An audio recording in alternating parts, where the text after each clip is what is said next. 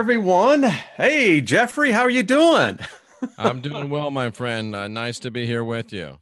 Thank you. Welcome, everyone, to the midweek report, which is typically over on Jeffrey's channel, but we thought we'd mix it up here and kind of. Hello, everyone. No, wait a Hey, minute. Wait a Jeffrey, how are minute. you doing? There we go. Hey, did you hear that? I did. So did I. It's like, what in the world was that? It was me. I often say that that's what happens in time travel. So, Jeff, how you been, my friend? Doing well. Nothing to complain about. All right. Sad day, but we keep putting one foot in front of the other and keep moving on. Yeah, what's up with that? I It's mean, just a crazy world filled with crazy people. welcome everyone. Room's filling up very quickly. Boy, we'll just say hello, everyone. You know, my wife and I were talking before we came on live, and when I was in high school, I didn't get the chance to finish high school, number one. But when I went, I mean, I don't think I was ever there thinking about how many people I could shoot up. I mean, it just Right. never entered my mind, Jeffrey. What's it say about the youth? Well, the one thing that always comes to my mind is that they never had any mass shootings in Tombstone, Arizona. Well, I don't think they have mass shootings in Israel, do they? No, they sure don't. No, it's because everyone's carrying. Exactly. And they're carrying automatic rifles. Yeah. It's like these idiots. I saw a video last couple of days. These very brave, these very adventurous, these very macho Antifa people that dress up looking like ISIS, and they run up on a big fella wearing a USA jacket and start to pepper spray him. And so this guy literally knocks out about three of them, knocks the other two down, and they start crying, take off their masks. Why are you hitting us? He says, because you're trying to pepper spray me, you idiots. It's because the world is filled with just a bunch of dummies like that. I don't know what's happened. I just don't. I mean, what I was thinking about when I was in high school wasn't killing anyone. It was like, well, all right, who can I ask out? Yeah.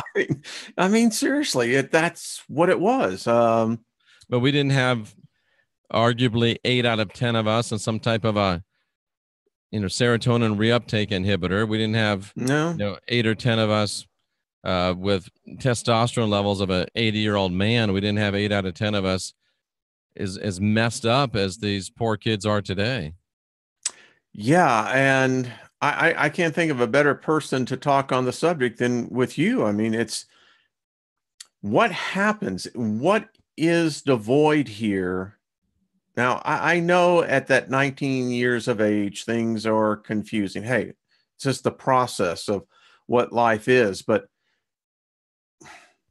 what happened? I mean, for me to see, when you see this repeated over and over again, it has to be more than just a coincidence. It's asymptomatic of something.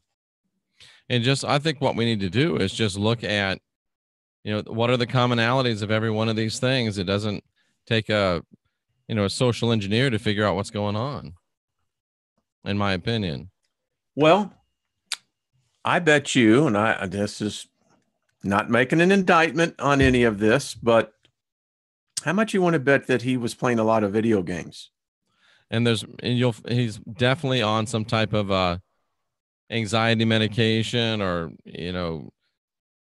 one of these serotonin reuptake inhibitors. For sure he's on those. And the question is the programming just broad enough to affect certain individuals that don't have a certain amount of mental capacity, or are there certain individuals being chosen and worked and sent out to do these heinous deeds? That's the question you have to wonder. But again, I know people don't like this, but I'll try to be empathetic. If I was thinking about shooting up a school, and if I was thinking about pulling a fire alarm to get as many people out of the school as possible so I could shoot as many people as possible. My thinking would be dramatically altered if I knew that there was a 60, 70, 80% chance that 7, 8, 9, 10 of those people were armed themselves. I might be a lot less likely to go in and shoot up a school. I'd certainly be a lot less likely to pull a fire alarm to get as many people out as possible. And I mean, it's people just, I don't understand why the radical liberals that are so against our right to keep and bear arms can't do the simple math and realize that, man, you're not going to do this stuff if you increase the chances of your own mortality before you're able to perpetrate your act. Yeah. And the thing about it is it's like I was telling Lynn, I said, this is not about gun control. This is not about having access to or not to have access to guns. This is about something of the soul. This is something devoid of the spirit that individual was in such a dark spot, dark place that that's all they were seeing, Jeffrey. Was to see how many people they could take out. And Wayne, it might exactly be about gun control. If you define gun control by the ability to control hitting what you shoot at, and if we all had a lot more gun control and were armed, then a lot of these people wouldn't be able to shoot nearly as many people as they do. Yeah, well, I don't know. I mean, so I did a program today on targeted individuals, and lo and behold, when I started looking into the subject, holy cow, Batman! It was like there is actually an international association for targeted individuals. Now, I'm just projecting here for an individual to go this way. So, do you think that maybe something up here went awry? And I'm just putting this out there. Do you think that he was maybe living a video game out? Who knows? And we'll never really know the story. And I think that's part of the way these things are constructed, because we never do know the whole story. Well, this one's alive. They captured him alive. So this is going to we'll see. We'll see. I was thinking about this, and I'm thinking, now, wait a minute. All this generation, and I don't know what I think they call them, Generation Z, all they know are video games. This is their reality. This is their sense of their core being. And the way I heard how he went about this, he pulls the smoke alarm, the fire alarm. He knows immediately the doors are going to be emptying out, the hallways are. This is a scenario that I bet you if someone did the research would find it in a video game somewhere. And it just seemed to me that he was too rational, too calm. I watched it as the copter showed as he was in the back of the patrol car. Apparently he got shot in the leg or the foot, and very calm, very not like he had just massacred 17 souls and injured another 30. It's interesting. It's slightly slanted makes a good comment. If you're flying an airplane, they've got undercover armed air marshals. If you go out to a bus station or something, you've got armed police there. It's because, well, we know that we've had people try to hijack airplanes, so we know that we should have some protection there. Well, how many schools have to get shot up before we make the same easy, logical decision? If people are going to shoot up schools, we need to have some armed response at the schools. And in this case, I say less is not more, more is more. Oh, yeah. Well, here in Colorado, I don't think it would be a good idea for any person to walk onto a school campus here. They have metal detectors, the whole bit. And this guy, apparently, this is a very large 3,000 students. That's a very large school. Found a annex, I guess, of the high school to play the scene out at. I still think that there's something more going on than what we, like you said, we may never know. what we do know, he is alive, and we'll see what happens. There's an interesting point in the chat room saying that, and I know this can start a real debate, that the violence in video games can tend to desensitize people towards this. Been saying it for decades. I don't play him. I'm of the generation with Pac-Man. you know, uh, the idea of the whole killing thing was not. It just wasn't thought of. Right. And multiple sources are saying that he, at the very least, had great respect for ISIS. I mean, I don't get it. I don't get the reality. And that's what I'm missing. Maybe none of us do, but it seems to be happening more and more and more. And I think the alarming thing that I see this is that the age is getting younger and younger. If they're desensitized to this point, wow. It's really scary. It's sad. I don't know. So other than that, how's it going? Yeah. Other than that, Mrs. Lincoln, how'd you enjoy the play? Yeah, it's and this whole targeted individual thing, it's very weird. I mean, I don't know, Jeff. We are indeed the last generation. Oh, I think there's no doubt about it. I had someone write me, and I'll let you continue. I'm just going to read this to you because I thought it was quite poignant. This actually came from Doug, and he said, I had a feeling something happened to you when the show with Mary did not air. And he said, glad to hear you recovered. He said, I'd like to throw a thought out there to you, Rex, and Jeff D. The more I think about being the last generation of humans, the more I consider being the first generation of EMF human hybrids. We have had everything done to our generation, A to Z, you name it. We are 1G through 4G and about to be fried by 5G. Doug, I think that's very rational thought. What do you think? Well, I mean, there's definitely a lot of things going on, chemically and energetically to us, not to mention psychologically, mentally. So we really do have to buck up. We really do have to, take charge of our own lives. And I think that one of the things that gets overlooked is the importance of physical fitness. I think if you have a healthy body, you can have a sound mind, and the two of those can combine to give you a clear spirit. And it's hard to get to that place where you're clear spiritually if you are cloudy mentally and if you're sick physically. So it really is a holistic solution. And we need to start, in my opinion, embracing that even more. How did we reach this generation? I mean, I'm trying to think back when I was, the hippie generation.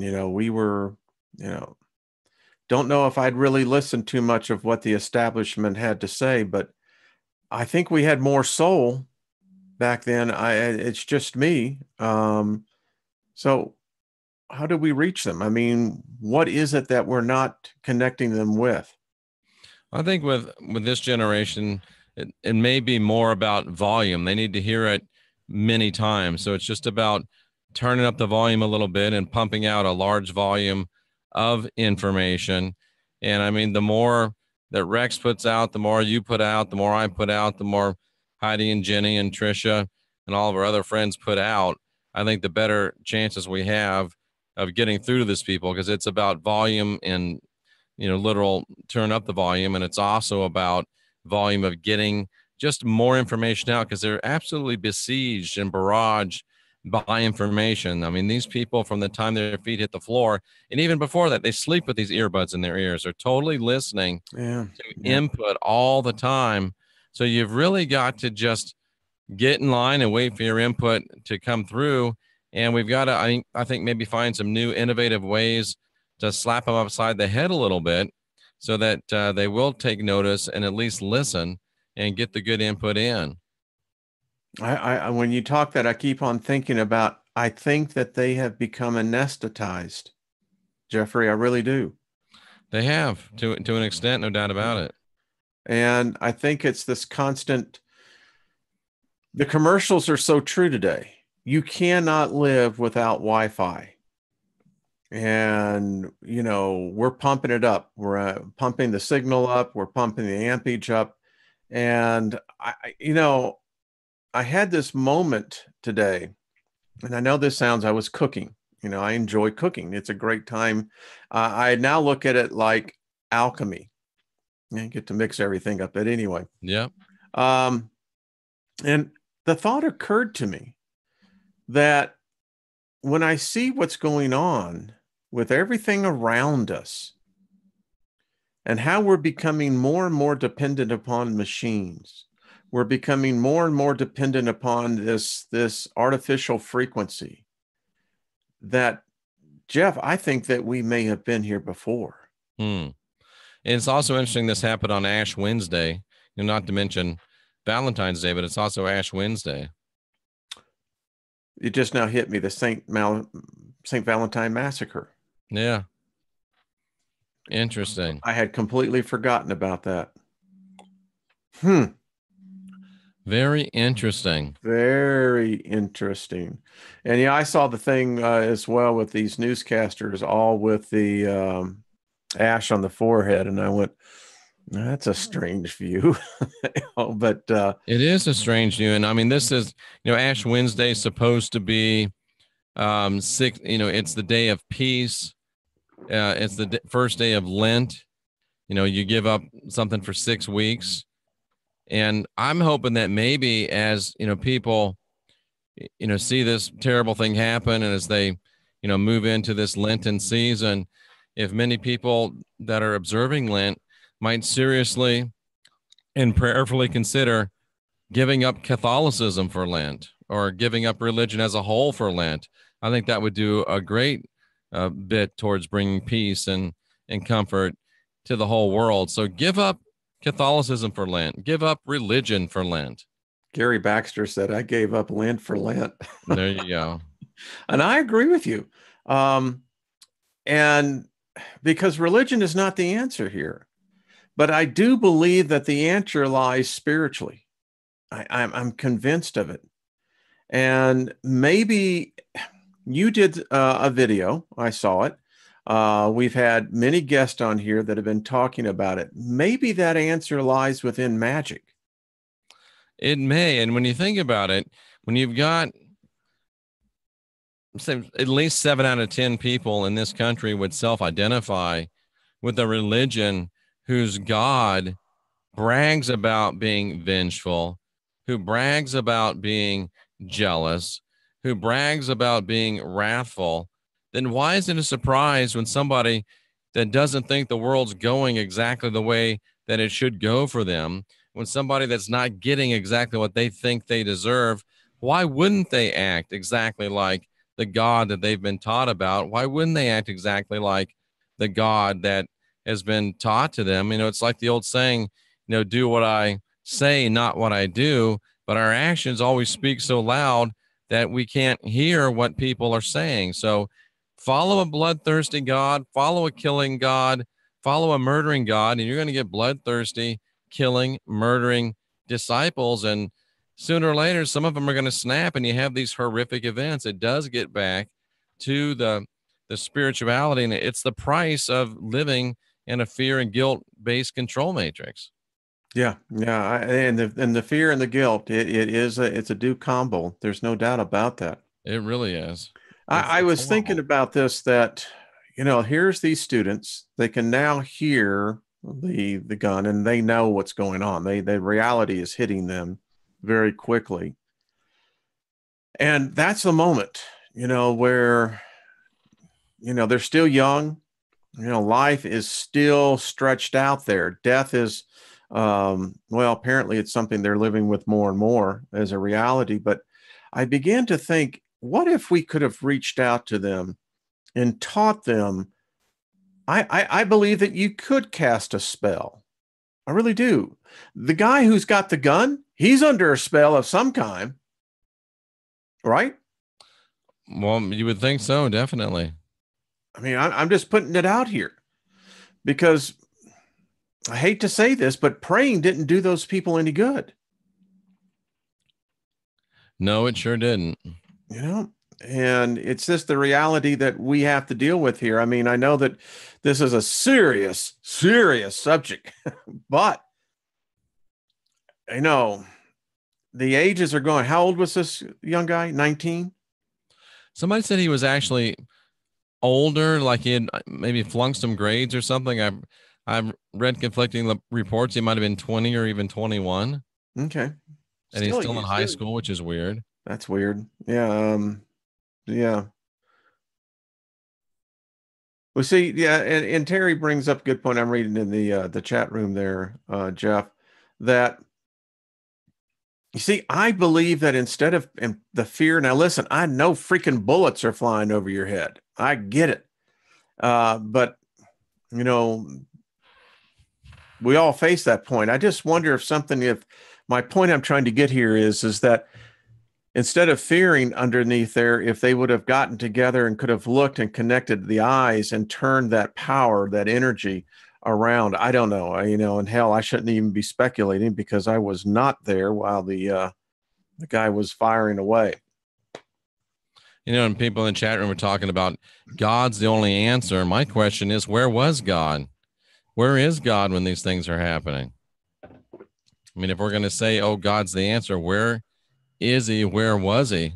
And when you got a whole school system that is geared towards teaching people and leading and guiding people into a sheep mentality, into a herd mentality, discouraging individual thought, discouraging, people standing apart, and discouraging people is what I meant to say, discouraging people from, standing out from the crowd. And you're creating a whole community of people that are ripe candidates for mind control, or ripe candidates to, maybe whisper in their ear, ripe candidates for being, part of a false flag. So we're allowing it to happen.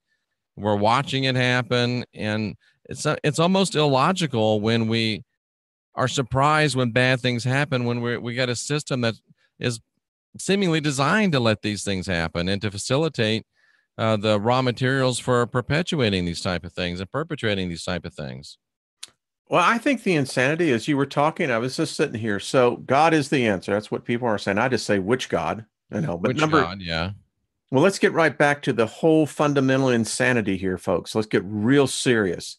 None of these school districts allow God in unless it's a foreign God. They'll allow a Muslim God in there. They'll allow a Hindu God. They won't allow the Christian God in. And then we get into these kind of discussions when these events happen, and everyone then says, well, where was God? Well, the fact is that you're blocking it to begin with. You can't let the kids pray. You can't let them quote Bible verses anymore. I'm not saying that every kid has to. If you don't want to participate, well, don't. But the fact is, you don't allow it to happen. And then when we see these tragedies, then everybody wants to start crying Jeffery to God. Oh, well, God was the answer. No, God is not the answer in this case. The answer is mankind. When are we going to get off of our butts and get our proverbial cranials out of our anuses and begin to see that it's not God, it's us? That's true. And, the God of Islam and the God of Israel is the same God as the Protestant God. We just don't like to admit it all that. goes back to Abram. It all goes back to the Abrahamic God. It really doesn't.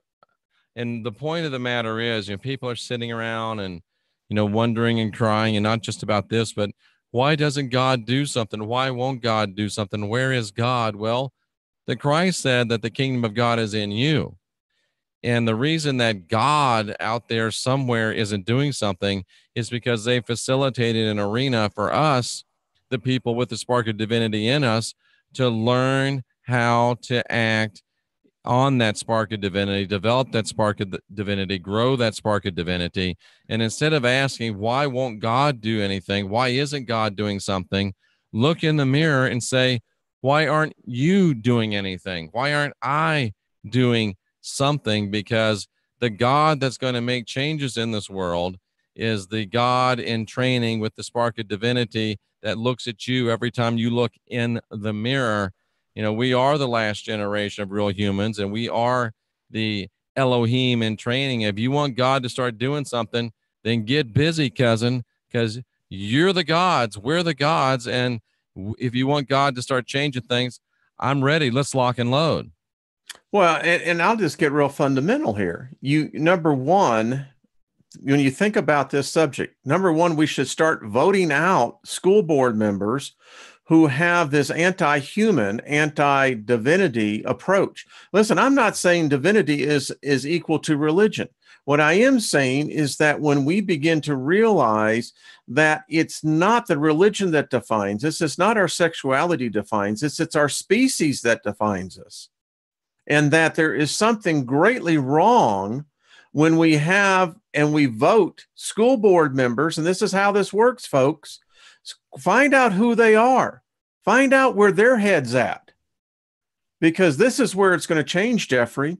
When you can start going back when I was in school, where you could go to the arts, the literature, and you wouldn't be afraid of lawsuits, offending somebody's feelings, when in fact you could actually be enlightening the whole student body at the same time. Wow, boy, did I just get enough. And not to mention the fact that students that are homeschooled consistently score higher on testing than those that go to public schools. And I'm not sure, but I don't think I've heard of a homeschool being shot up anytime lately. No, well, I haven't heard that. I just think we could teach them. I'd love to go to any junior high or high school and start teaching them, or in a forum setting, about what it means to be awake, what it means to be aware, beginning to look within. It's not a religion. It's not a God. It's looking within yourself and understanding that you were created for a purpose. You have a purpose here. There's a destiny, and it's to add to the race, not to take away from it. And it comes from within. Absolutely. And I think it gets all down to the thing that the Christ said. There's two basic things here. Number one, if you will love the divine with all your heart and then love your neighbor as yourself, everything works. But the problem is, if you believe that if you're filled with original sin, then you can't really love yourself. You can't really trust yourself. You can't really give yourself to total self-love, because you're still at best a sinner saved by grace. And let's face it, if you can't trust yourself, then when you look at your neighbor, that neighbor also has that sin in them. So that prevents you from totally embracing them and totally trusting them and totally working in harmony with them. And that keeps the whole thing messed up. That sets the stage for the divide and conquer. That sets the stage for they're not like me, I'm not like them, let me go shoot them. But if you realize what the Christ said, you've got the spark of divinity within you. And when he says, love God with all your heart, he's talking about love the divinity in you with all your heart. Ergo, you love yourself with all your heart.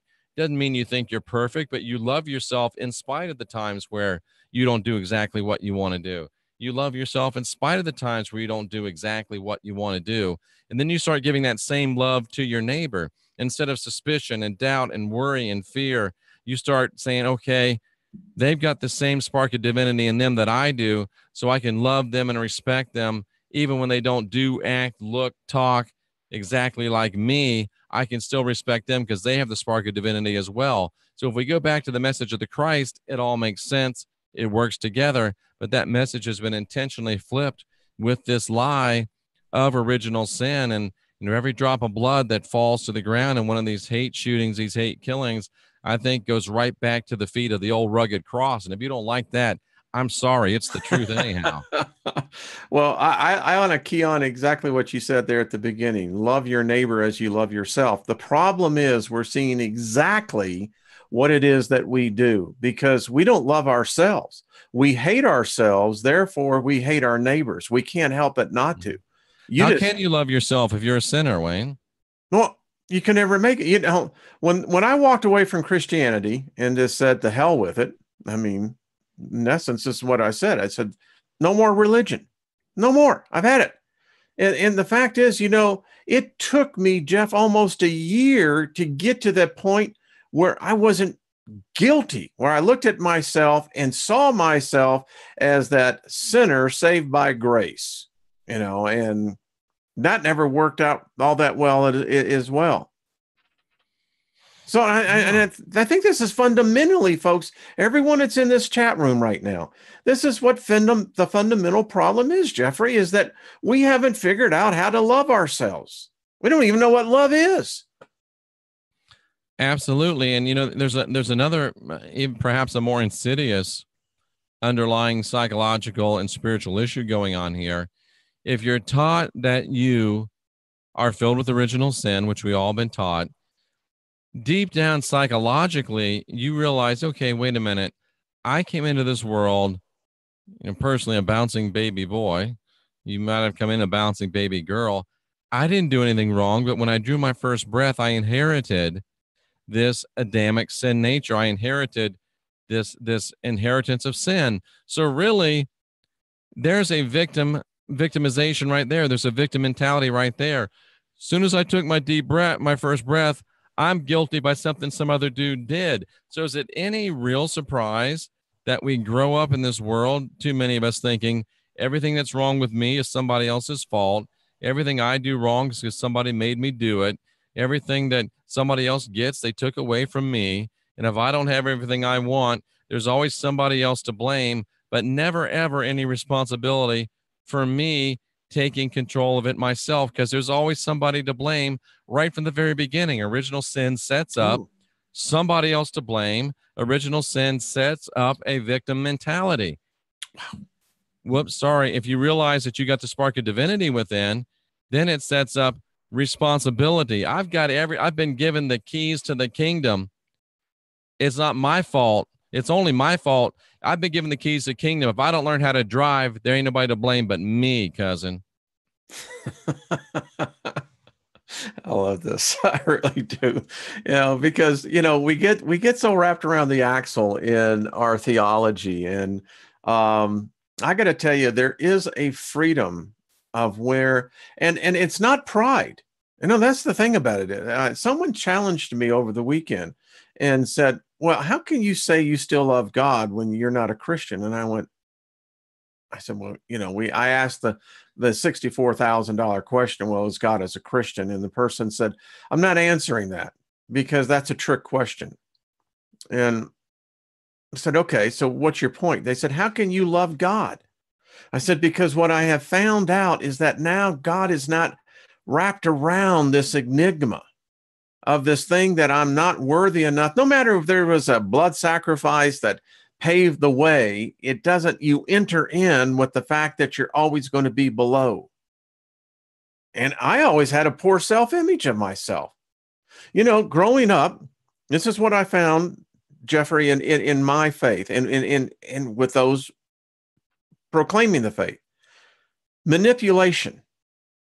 You had to manipulate each other. Church itself is the grandest manipulation of all. When you walk in, and anyone, as you know, that's been involved in church governments, how the system works. And you ply the people when they walk in through the door. Now today, you ply them with donuts and coffee, Starbucks, if you're really up there at the top. And the psychological chant goes in. You start with the singing, you start with the praise, and then the whole system goes in. My whole point to all this is that when I told this person, when I shed that, and I told you, there is something greater than God. I don't know what it is. The Zephyr says it's called the infinite being. Maybe. But that's where I'm in love with now. Well, in my meetings, Wayne, and in my churches, we didn't allow any type of drinks into the sanctuary because it would have been a mess, because somebody was going to dance, somebody was going to shout, somebody was going to fall out, somebody was going to do a Jericho march, and we'd have had a mess. So we didn't have any of that Star Beezy or any of that stuff in my church. But, you followed a good precedent, Wayne, because there was a time that the Pharisees, the religious people, came to Christ and they said, hey, John's baptism, was that from God or was that from man? And then Christ within himself was saying, oh, I know what you're saying. You're trying to put me in a, no, they asked him a question. And the Christ said, I'll answer if you answer this for me. Was was the baptism of John from God or from men? And they wouldn't answer that, because if they said from God, it would be, well, then why didn't you follow it? If they said from men, the people would riot. So you're in perfect, I hadn't thought about that. I am. it's a perfect, you're in perfect alignment, because the Christ, he's also the one that said to people, your daddy's the devil and you're just like him. Mm-hmm. Yeah. Well, I've kind of, understanding Sophia, understanding the feminine is so critical in getting balance back in here. And I'll just, I don't have a problem telling everyone how it was. The way I grew up, women dating was almost a conquest. I mean, it's really how it played out. And, that type of mentality, I once heard a guy say in a men's meeting at a church, he said, men love penetrating things. That's all they live for. When they're born all the way to when they're dead, that's what they live for, is to penetrate something. And I had never thought about that, but it starts from that point. And that's how I viewed the opposite sex. It wasn't there for companionship. It was there as a conquest. And now I look at this without the balance of the feminine. We're never going to be in balance, Jeffrey. That's just my take. And somebody in the chat room, it went by, I didn't see it, but very plainly and eloquently stated, if you teach people, every Sunday and during the week, and if you're Catholic, you can do it twice a day. If you teach people, come in here, eat some flesh and drink some blood, is it really that big a surprise that they go out and shoot people? There you go. That's that mind coitus. I swear. You bring him into a church with a dead guy on a stick, or just the dead guy's stick, and then wonder why people are violent. You're worshiping in front of a guy being tortured, drinking his blood, eating his flesh, and you wonder why people are violent. Well, that just gets the whole thing again. As I said, you look at the Old Testament stories and the genocide that took place. It's just crazy, Jeffrey. It's crazy. And, and I never did understand the whole ash thing. I get it, but I never quite understood that. It was never in my practicing of doctrine in Christianity. We didn't participate in that. Yeah. So what was that for? Some ladies were saying that, they don't like just being treated as sex objects, and, just being treated as pieces of meat. And I feel your pain, ladies. I'm going to be 55 this year, and I'm tired of being treated like a sex object too. I'm tired of being treated like a piece of meat as well. So I understand. I want people to appreciate my sensitive side. Well, it's because we're never taught right. We're just not. And it starts again, it's culturally. I go back and you read the Sumerian history. It was prominent back then. Females were given a secondary role. So what happened? Seriously, Jeff, this is a question I have just looking at this. What happened to our species, our culture, where women were denigrated to a lesser capacity, but without women, the population would not be here? Well, if you're talking about it just here in the West, it's immediately directly traced back to the Apostle Paul. Women are not allowed to have authority over men. Women should be quiet in church. Women should only ask their husbands if they have a question. Women are meant for the sexual pleasure of men. Paul said all this. And women are so sexually out of control that if they don't have a man's authority to be under, that be having sex with anybody and all kinds of spirits. So it's very plain where the degradation and the depreciation of women in general, and where the suppression of the divine feminine has come from in the West. You can lay it right at the feet of the Apostle Paul. Well, and I've never understood the book of Corinthians anyway, because the whole story, the foundation was that there was incest taking place in the church, as as the story goes. And then you read Corinthians, and it sounds much like the Quran. Interesting. And it does. I mean, you can go, I can give you a number of passages that you could read Corinthians, particularly getting in through the first 9-10 chapters of First Corinthians. It really reads like the Quran. That's fascinating. Yeah, I don't know if you ever. I've asserted for years that it's the same God, the God of Judaism, Islam, and Christianity. It's the same God, so it makes sense that they'd be telling the same story. Well, I mean, technically, every Christian woman should be wearing a headscarf. Absolutely. I mean, that's what Paul commanded. Yes, he did. Are y'all starting to see something here, folks? Getting it? You take this to the next level. They are separated. They're not allowed to actually come in and pray with the men. They are held to the other side and are to be kept quiet. It's the same thing when they're called, Muslim men are called to prayer. That's right. Hello? Crazy. It's crazy. So what's Christianity again? What's Islam? If you look at it, Christianity is just kind of Islam light, isn't it? Actually, the way I was told, the emissary of the Pope in 607, when Jerusalem had been laid to waste and the Arabs were coming in, they had a problem. For the most part, most Arabs did not have a problem with Rome until there was a pope that came in, and I got to remember, I'll have to go back in my notes, but the long story short, it is said that Islam is, in fact, was founded and started from Rome. Yeah, I've always wanted to try to find the smoking gun on that, because in my gut it seems like it's true, but it's just hard to nail it down. You can't nail it down. Proof, yeah. But it's the perfect antithesis of the religions. They're actually the same God, same principle. Same players. I mean, the only difference here is instead of Jacob, it's Ishmael. And even that's the greatest mind coitus of all.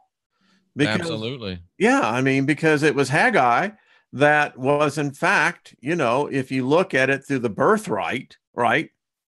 Never was the bloodline, it was the birthright. Right. The first son always had the birthright of the blood right. So any way you look at it, Jacob would have been the bastard, not Ishmael. And then you get this cockamamie story when Haggai is out there in the desert with Ishmael. Who comes out and ministers to him? Gabriel. James Beck says, Wayne, that you're the reincarnation of Ben Franklin. Well, thank you. I'll take that as an honor. That's a compliment. Now, he said I was the reincarnation of someone. Take a guess. I don't know. Thomas Jefferson. Thomas Jefferson. Well, this is a good place you can hang out. That's been said before. Yeah, good place. But it's true when you look at these, the similarities are so numerous. It's just a matter, the way I look at it, it's just a little different interpretation of a culture. That's all. It's the same God. I agree. That's the thing that gets me then. So what are we doing here? But I had not really ever started really connecting the dots as well as we had just done right there, because you begin to look at it and you begin to read the two things and you're going, well, this is not so dissimilar. It's really not. You can see it's very much the same thing. So I wonder how most of the women would appreciate that if they really knew that true Christendom, and that's what it is. It's not Christianity, it's Christendom. would actually invoke upon the strict compliance, right, that they'd be wearing headscarves. Exactly. And I think that's one of the, well, even if Christianity does say bad things about women, it's so much better than Islam. Well, maybe it is so much better than Islam, but guess what? True spirituality and freedom is a lot better than both of them. As they would say, right on. I used to say amen, and someone had the cognitive awareness to say when they looked at amen, it actually can be dated back to ramen. I've heard that. Yeah. And she really did an excellent job in the literary translation of the word. And so you think about this. I had this discussion with someone on my email because they heard on the radio show. Ieusus, I-E-A-U-S, is, no matter you look at it, it is in fact Zeus, son of Zeus. And I keep on saying to people, do you tell me the translators who understood Aramaic, Latin, Greek, that they didn't know what a Jewish name was? No, I mean, Jeff, that's still the thing I challenge anyone. They would have never, ever made that type of grievous error, particularly dealing with a deity. Yeah, the similarities between Jesus and Zeus have always made me go, Well, I still contend, my friend, that the thought that's out there, and they've done their homework very well, that it still looks like to me it's Titus. When Christians are worshiping Jesus, they're actually worshiping Titus. They don't realize it. They call him Jesus, but Jesus never existed. But the only one that was truly put into the record that John would have known, that all of these guys would have known out there in Judea coming in the dispersion, is that they would have known who Titus was. And Titus was proclaimed the Son of God. Emily, can I ask you a question? You asked me a question. Can I ask you a question? Are you a dummy? Oh, sorry, Wayne. I forgot we're on your channel tonight. No, what? I missed something. What happened? Oh, we just got asked a silly question. I'm sorry. I forgot we were on your channel, Wayne. I shouldn't act like that on your channel. No, you can be the same here. So this is what I have finally come to the conclusion, Jeff, and I don't know how in the world we got here, but here's what I have finally, as I told this individual over the weekend that I was talking to, I said, here's what it comes down to me is this. We have the Samaritan tablets. Now, unless you can show me something older, right now I'm going to use that as my baseline for my argument. The Hebrew God is not listed in there. In fact, there isn't any God listed. There's not any Hindi God. There's not any Muslim God. There's no Jewish God. It's either Inyel or Enki, and I don't know which one we're worshiping. Yeah, people always ask me that, and I haven't put any effort into making that connection. Well, I mean, if you just take the storyline, if Abram was in the city of Ur, in the nation of the Chaldees, which was of the capital of Sumer, right? Well, he worshiped the moon goddess. That was the top goddess. That was, what is it? Hamish. I wish Rex would hear. He would have had the name immediately. That was the top goddess. That what I keep on saying, for him to walk away from that would have had to have been something on the level of Inyel or Enki themselves.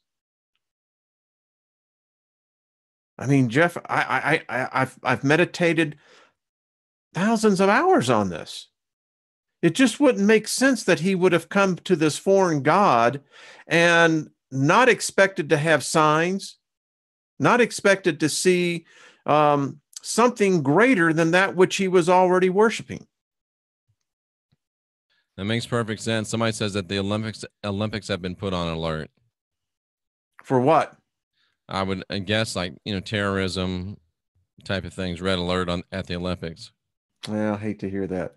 By the way, which makes sense, I guess. well, listen, I think we all kind of had in the back of our head something. But what about Shaun White? Woo! That dude, I mean, did you see? I mean, 31 years old doing what he was doing. That just tells you youth wasted on the youth, young. Hey, Yeah. I want to give Heidi a big shout out, Jeffrey. And I want to say this when she does a reading, she does a reading. No doubt And about it.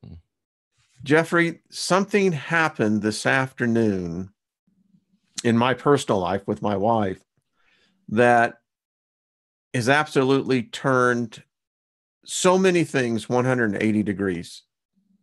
And Heidi was spot on about the timing. And because I can tell you this time last week, it didn't look like this. It looked very much different. So it The was lady knows what she's doing. She does. She does. She does. So how is the chat room going? Looking good. Did they accuse us of being with the Illuminati? Pretty much. The Okay. Zoroastrians were probably a little bit before the Jews, kind of right around the same time, but Yeah. Zoroastrianism was probably first. Yeah, and I go and read the Chaldean record. You can easily go on there. It's been deciphered, well written, well easily understood. When you begin to realize that the first 6 chapters of actually, excuse me, it's the first 8 chapters of Genesis actually was taken from the Chaldean text, almost literally word for word.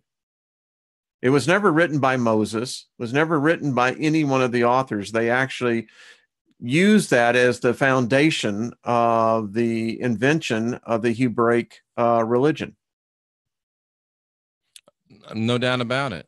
Yeah, I mean, when I read the Chaldean text, quite fascinating. I mean, I learned a lot. That, in fact, Jeffrey, I can tell you, it was really when I studied the Chaldean text that it really made sense. Genesis 1, 26 and Genesis 2, 7. I was able to connect how that bridge had been basically the gap was there. And when I read the Chaldean text, well, it really makes sense. We now know that there was actually 2 creations. This planet was hit once before it was hit with the water disaster. Absolutely. Absolutely. How is the chat room going in there? Yeah, is it? Oh, somebody's complaining that Shaun they White. said if you don't have any money, Heidi's not going to give you a reading. First of all, she does 3 or 4 shows a week where she does give out Oh, she free does. readings. I like to suggest this to you. Go next time you need brakes on your car, go into your mechanic shop and guess what? No money, no brakes. Next time you want to buy some food, go to the grocery store. Guess what? No money, no food. I think you see the trend there. And listen, we've had them on number. I know they're on your channel and Rex, and Heidi does do a lot. It's like Trisha G, same way. Jenny Moonstone. I mean, these are good people. Good people. Absolutely. Yeah. And I appreciate them. They're in the community, and we really appreciate them. I don't know what's going on with the. Let's see. I just watched a video about the Sumerian Book of Kings. What did you find out? I'm just looking in here. I just come in. Good stuff. It really is great conversation. Great. I love these people, Jeff. They are just the best. They're kind. They're smart. They're just. I really appreciate them. Mother Dragon says, "Yep." $42 oil change. Woo! Is that what an oil change is going for these days? Like $40? I think it is. Yeah. It's Wow. it's not cheap, man. And I can remember pumping gas for 17 cents a gallon. Delaney Jackson says, Trisha saved my marriage. Way to go. Way to go. I'll tell you, we all of us, these are good people. I tell you, I just have such respect and such admiration for them. I really do. Excellent. And we got a great family. And how about the picture? I'm going to show that, Jeff. So give me 1 second. The one that who is the artist on this? Who was this? I think his name is Lee. Is it Lee? Is it okay? I think. Let me get this. Here we go, folks. This is da da da da. I told him we got to get everyone on this. I mean, that's good stuff. Is this? I mean, this is. I really really like this. So, all right, let's see. You're the Hulk. Get that. I'm Han Solo. I appreciate that. That's a good look for me. I can dig that. Heidi is got some bling going on. Yeah, got that look. Who is Heidi? I don't know what that is. Is she the in the Matrix? Could be. Kind of looks like Trinity a little bit, huh? Yeah, Trinity. Thank you. I think that's who it is. Oh, this is just good stuff. I Trisha. That had to be from when someone found out about her in the military. Well, she's a fox, right? That's a little fox. Yeah, yeah. It's I just love this movie. Yeah. This is just great. I'll tell you what, we got to get him on. I thought everyone would appreciate that. We really ought to make that into a mug. Real good stuff. Or t-shirts. What do you think? Both. Okay. All right. That sounds good to me. Well, my friend, this has just been a fun hour. We have really covered some unusual subjects. What, are you there? Hit the wrong button. Yeah, we always do. So it's been another good night. It has been. And the room is filled up very quickly. But listen, we'll be back and forth. Sunday, we'll be over on Jeff's side. What you got coming up, Jeff, for your week? I'm trying to put a few things together. I just got, I've been inundated with, rods and Mistech. So I've been having to do a lot of regular work. So we're doing the best we can to keep everything rocking and rolling. And I like it when it's just south of frenetic. And that's about the way it is right now. Excellent. A lot of people ordering the wristbands and absolutely. Excellent. Well, give them your channel, and also your website. And those darn things, the thing about it is as soon as somebody gets them, they want 2 more. So it's a lot of work. The easiest way is just go over to my YouTube channel, which is Jeff Daugherty Show, Jeffrey Daugherty, Christian Whistleblower. You can find it under anything there. My website's jeffreydaugherty.com. And we're about 1 week from tonight, we'll be on shortwave worldwide. So we didn't have enough to do, but we're going to start doing some more. Excellent. And I know you got some road trips planning, folks. Yep, that'll be here this week. Next week, we're going to head over to NASA and Crystal Mine, Spiritualist Encampment, a lot of good stuff. Excellent. Make sure to subscribe over there if you're not. Support Jeffrey. We do 2 shows a week, and as you can see, we just kind of cover the full gamut. We do. It's just that good it is. Tomorrow night for myself over on the Artist First Network, 10 o'clock East Coast time. I do the Steiger Perspective. We'll be having Dr. Claudia Albers on. We're going to be talking about the dimming sun. We're going to bring that live to YouTube Friday night. Jeffrey, it's going to be it's an interesting subject now that NASA has actually come out and confirmed what we've all been suspecting. The sun is definitely getting quieter and quieter. So that's going to be a good subject. I did reschedule with Mary Rodwell. We will be doing it a week from Sunday. And Jeffrey, she was the one who said, Wayne, says, boy, it sounded like they targeted you. And oddly enough, people who get close to her, start interviewing, they seem to have that problem. So, wow. There you go. Well, the best to you on that. It's been a pleasure to be with you, Wayne. Jeffrey, do it. I enjoy this. So, folks, be kind to one another. Thank you all, everyone. Brenda Fisher, good to see you. Thank you all, the moderators. Hey, folks, we'll see you back here real soon. Be kind to one another, and we'll talk real soon. All right.